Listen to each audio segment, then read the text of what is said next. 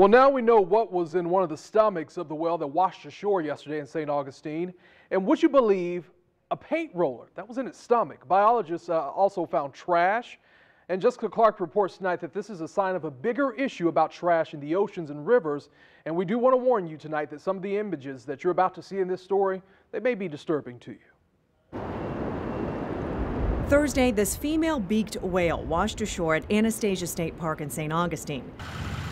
Park staff carried her away so she could be studied. It was skinny, you could see that, ribs were visible, and the animal was over 14 feet in length. Florida wildlife conservation biologist Nadia Gordon helped with the necropsy on the whale, and in the stomach, the team found this thing. It appears to be the roller part of a paint roller. And then we also found what appears to be a piece of rind from a piece of fruit. It was in the shape of a wedge, possibly a piece of cut citrus.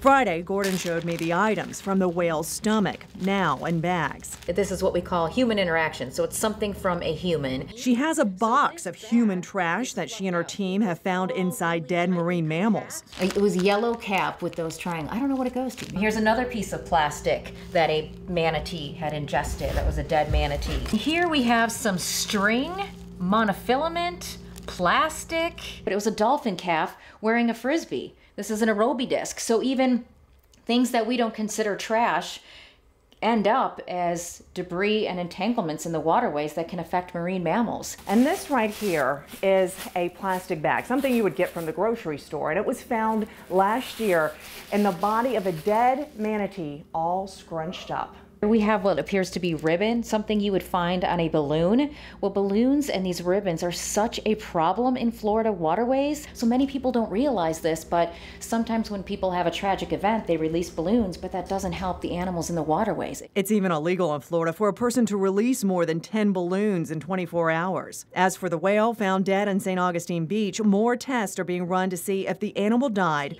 from the human trash in its stomach. Gordon says the message here is think about what you're using and what you're throwing away. I wish we could share with people what we find, like we're doing today. Thank you for the opportunity. I wish we could find with people so that they can understand and relate to what happens to their trash. People don't see that. They don't see the end result or see what we're seeing. Jessica Clark, First Coast News, on your side.